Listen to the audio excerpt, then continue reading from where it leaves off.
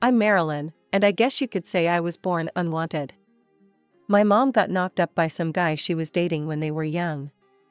Neither of them wanted to get hitched or have a kid, but both sets of grandparents found out and forced them into it.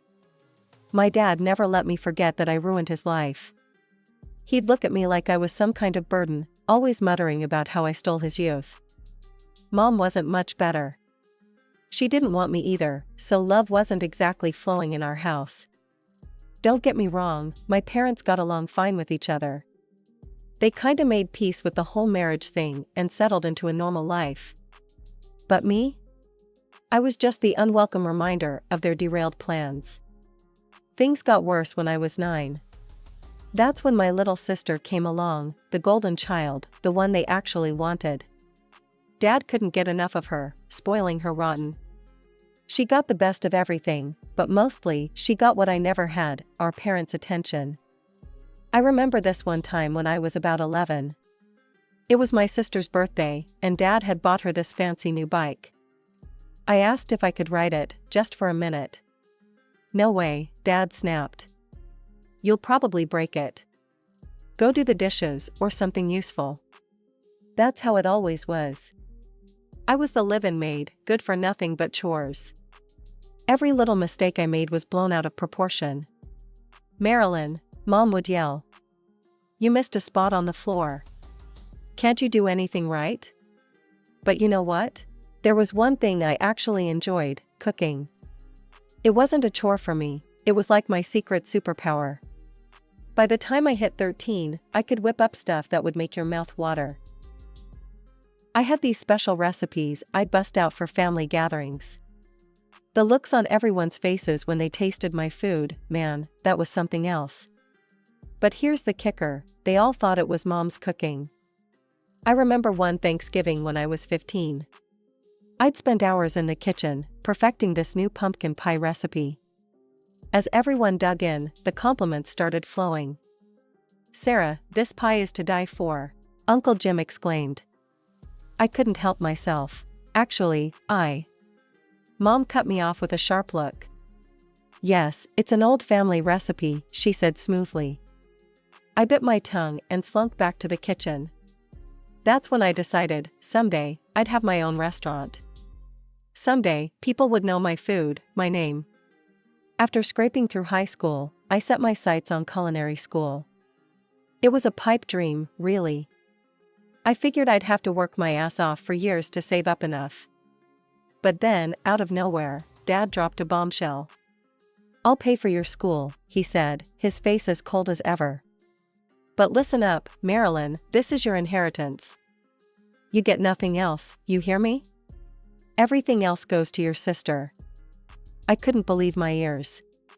Sure, it wasn't exactly wrapped in love, but hell, I'd take it. This was my ticket out, my chance to make something of myself. I threw myself into my studies like a woman possessed.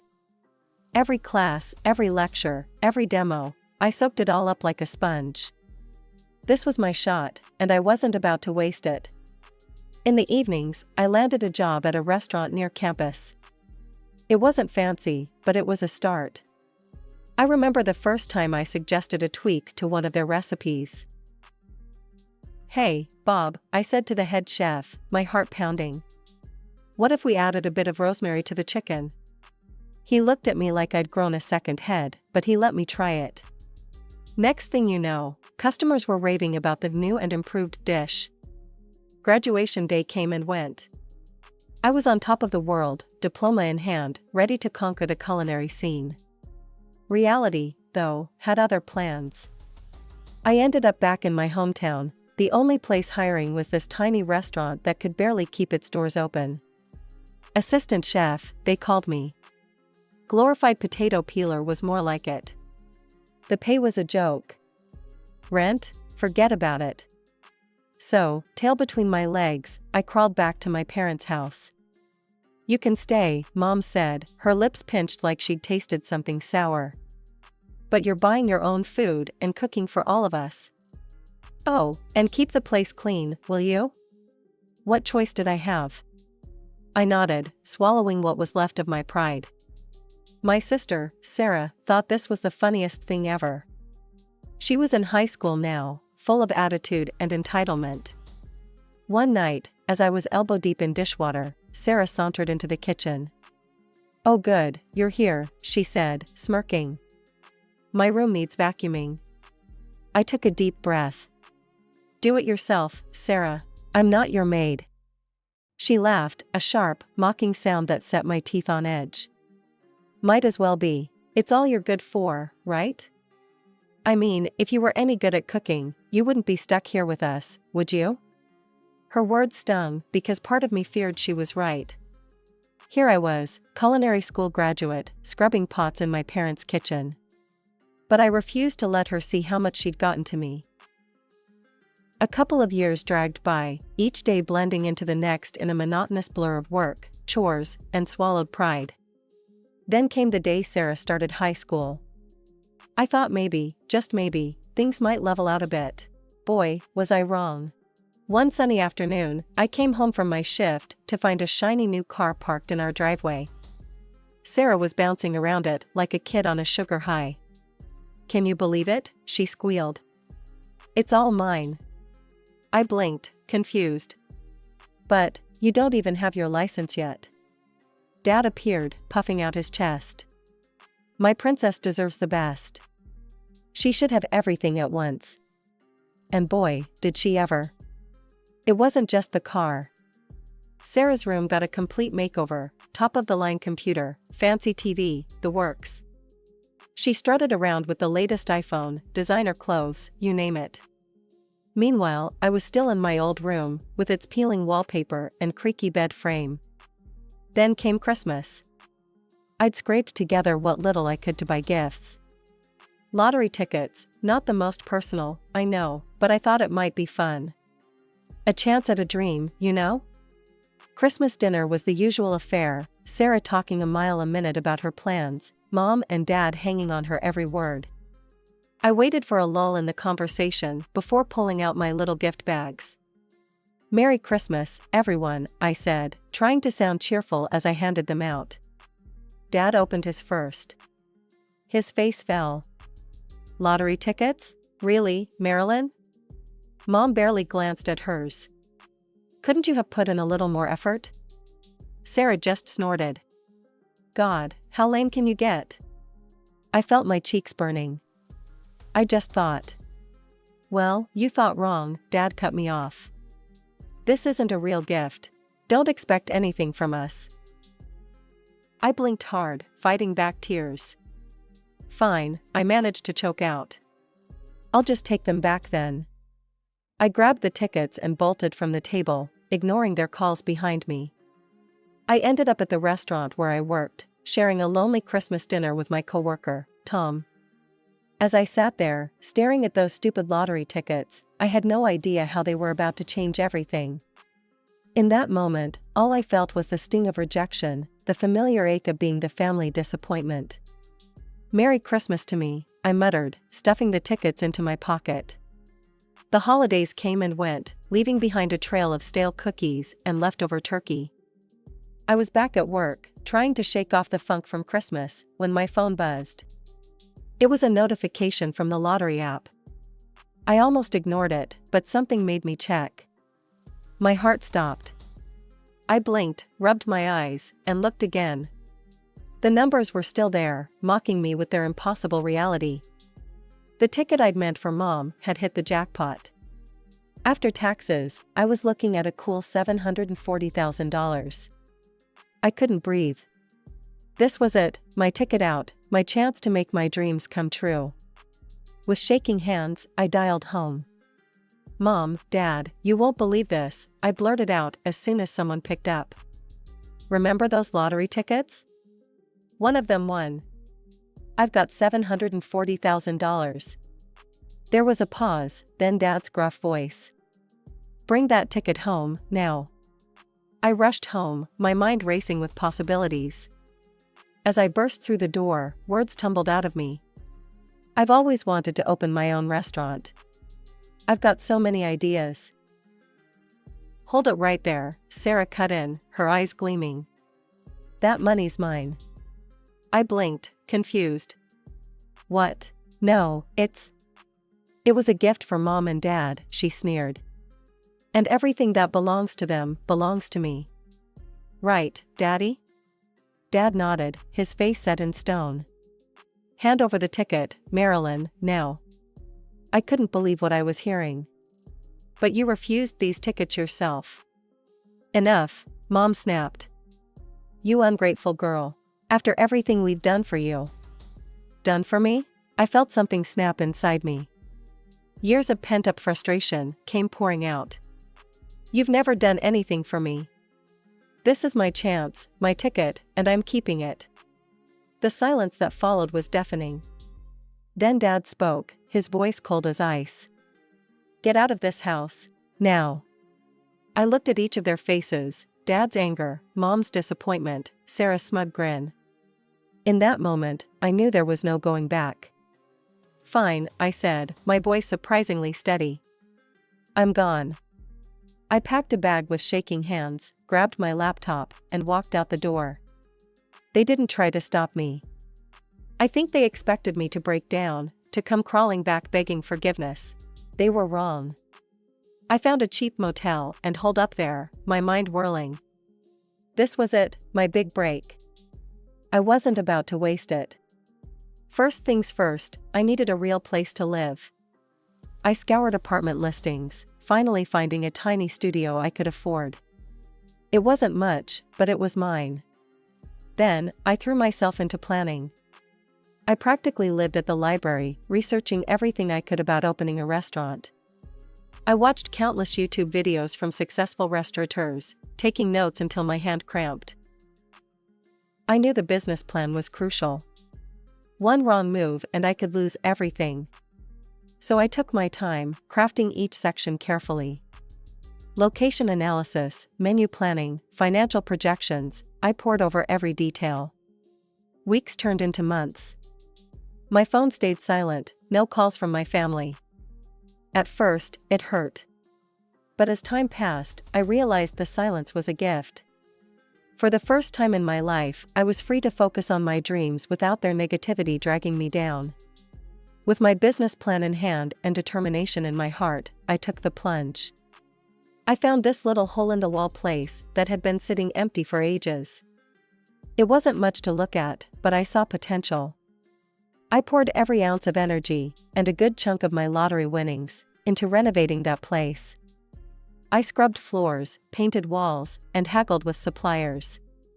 When I finally hung up the now opened sign, I was exhausted but exhilarated. My menu was my pride and joy. Every dish was a piece of me, a reflection of my journey.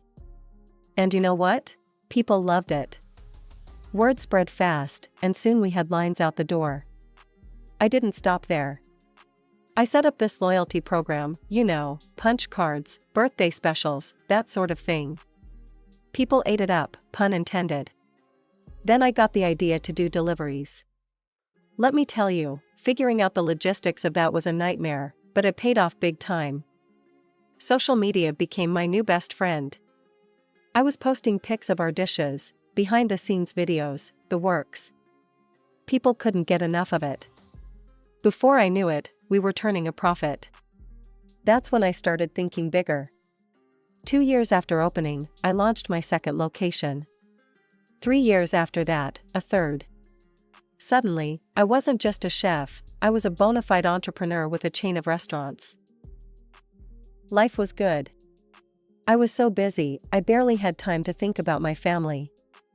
Then, out of the blue, my phone rang. It was a number I hadn't seen in years. Marilyn? It was Mom's voice, hesitant and small. We need your help. I listened in disbelief as she explained. Sarah, my perfect little sister, had screwed up at her job. Now she couldn't find work anywhere. Could you, maybe give her a job? Mom asked. Your father and we're at our wits' end. I was quiet for a long moment. Part of me wanted to laugh in their faces, to tell them where they could shove their request. But another part, well, maybe it was time to be the bigger person. All right, I said finally. I'll give her a shot.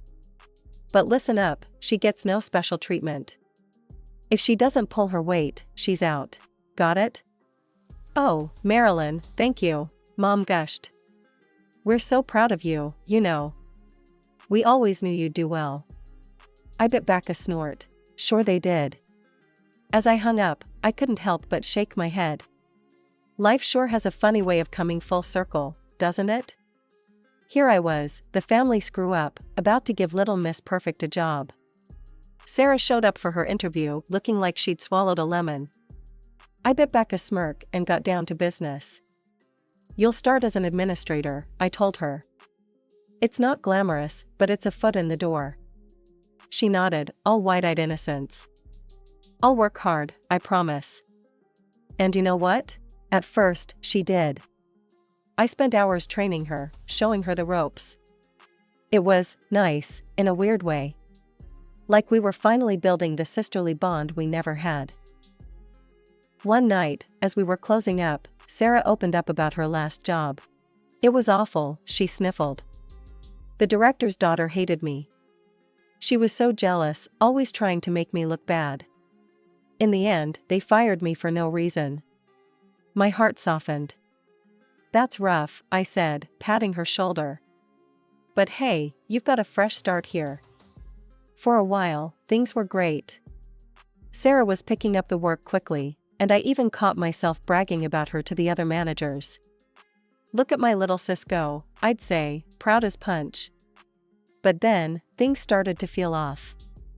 Little whispers here and there, odd looks from the staff. I tried to brush it off, but it nagged at me. Finally, my head chef, Marco, pulled me aside. Boss, we need to talk, he said, his face grim. It's about Sarah. My stomach dropped as he filled me in. Sarah had been stirring up trouble, telling the staff they were underpaid and overworked. She was pushing for strikes, sabotage, the works. And get this, Marco added, his voice low. She's been saying the restaurant should be hers. That you cheated her out of it somehow. I felt like I'd been punched in the gut. After everything I'd done for her, this is how she repaid me? I called a staff meeting, my heart racing.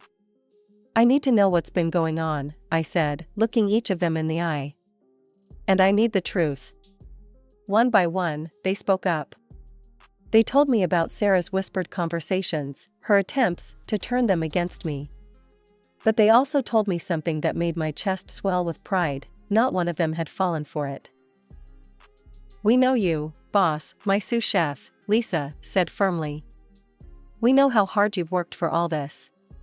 We're not about to let anyone mess that up. I could have hugged them all right then and there. Instead, I took a deep breath and called Sarah into my office. She sauntered in, cool as you please. What's up, sis? Cut the act, I snapped. I know what you've been up to. Trying to turn my staff against me? Claiming the restaurant should be yours? For a second, fear flashed in her eyes. Then she shrugged, a smirk playing on her lips. Oh, that? I was just testing their loyalty. You should be thanking me. I stared at her, trying to figure out if she was telling the truth or not. But her face was blank, except for a humble smile. I sighed and let her out of the office. I decided to let Sarah's little stunt slide, chalking it up to sibling rivalry gone too far. But, as they say, you cannot escape fate. One morning, my accountant burst into my office, face pale as a ghost. We've got a problem, she said. There's a major shortage in the register. My stomach dropped. We're talking thousands of dollars here, not just some loose change. I trusted my staff implicitly, especially the 3 with register access. They'd been with me from the start, loyal to a fault. As I was racking my brain, Sarah sauntered in.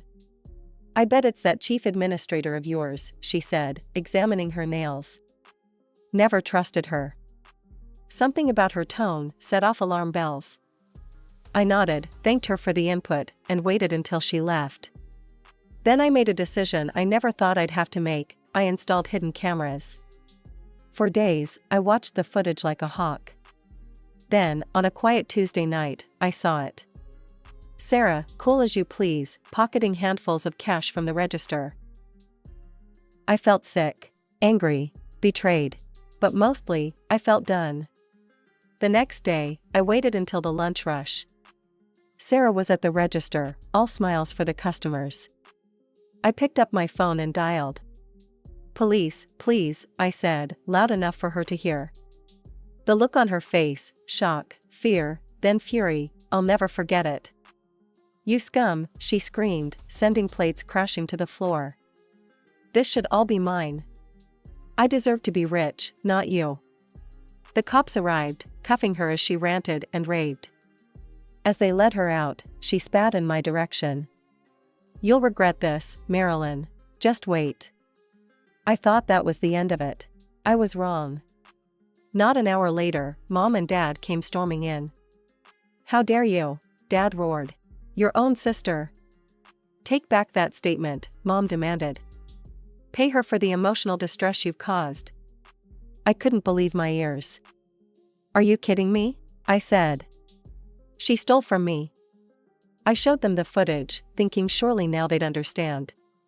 But they just kept yelling, then begging, then offering me money to drop the charges. Something in me snapped. Years of pent-up frustration came pouring out. "Enough," I shouted. "Do you have any idea what it was like growing up in that house? Always second best, always the screw-up?" They looked shocked. "Good. Sarah needs to face the consequences of her actions," I continued. "For once in her life, she needs to take responsibility." Dad's face turned purple. "You ungrateful little. You're just jealous of her. Always have been." I laughed. I couldn't help it. Jealous? Of what? Her inability to hold down a job? Her klepto tendencies? No thanks. "Now see here," Mom started, but I'd had enough. "No, you see here," I cut her off. "I owe you nothing. Not a damn thing. Now get out of my restaurant, before I call the cops on you too." They gaped at me like fish out of water. "I mean it," I said, reaching for my phone. "Out, now." As they shuffled out, tails between their legs, I felt a weight lift off my shoulders. For the first time in my life, I'd stood up to them. Really stood up to them. I sank into a chair, suddenly exhausted. This wasn't over, not by a long shot. There'd be a trial, more family drama, who knows what else. But in that moment, watching my parents' retreating backs, I knew one thing for certain: I was finally, truly free. The day of the trial arrived, and I felt like I was going to be sick. As I walked into the courthouse, I caught sight of Sarah in her orange jumpsuit, flanked by our parents. They glared at me like I was Judas himself. I took a deep breath and reminded myself why I was here. This wasn't about revenge or family drama. This was about right and wrong. The trial started, and it was like watching a train wreck in slow motion. Sarah's lawyer tried to paint her as a victim of circumstance, misunderstood and led astray. I almost laughed out loud at the irony. But then came the bombshell. "Your Honor," the prosecutor said, "I'd like to call a surprise witness. The director of Ms. Johnson's previous place of employment." Sarah's face went white as a sheet. I leaned forward, curious despite myself. A distinguished-looking man took the stand. He cleared his throat and began to speak. "Sarah Johnson worked for my company for 6 months," he said. "During that time, she befriended my daughter and gained access to sensitive areas of our office. We later discovered she had been embezzling funds." The courtroom erupted in whispers. I felt like I'd been punched in the gut. So much for the jealous boss's daughter story. "We chose not to press charges at the time, at my daughter's request," he continued. "She felt betrayed and didn't want to deal with a public trial. But when I heard about this case, I knew I had to come forward." Sarah was shaking her head frantically, mouthing "No, no, no." The rest of the trial was a blur. In the end, the verdict came down like a hammer blow. "Sarah Johnson, this court finds you guilty of theft and sentenced to 5 years in state prison." As they led Sarah away, she locked eyes with me. For a moment, I saw a flicker of the little sister I used to know, scared, vulnerable. But then it was gone, replaced by a cold hatred that chilled me to the bone. Mom and Dad rushed past me, not even sparing a glance. As I watched them comfort Sarah, I realized something: this was it. The final nail in the coffin of our family relationship. And you know what? I was okay with that. In the months that followed, I threw myself into my work. I expanded my restaurant chain, opened a culinary school for underprivileged kids, even started a line of gourmet food products. My phone stayed silent. No calls from Mom and Dad, no prison letters from Sarah. At first, it stung. But as time passed, I realized the silence was a gift. For the first time in my life, I was free to focus on my dreams without their negativity dragging me down.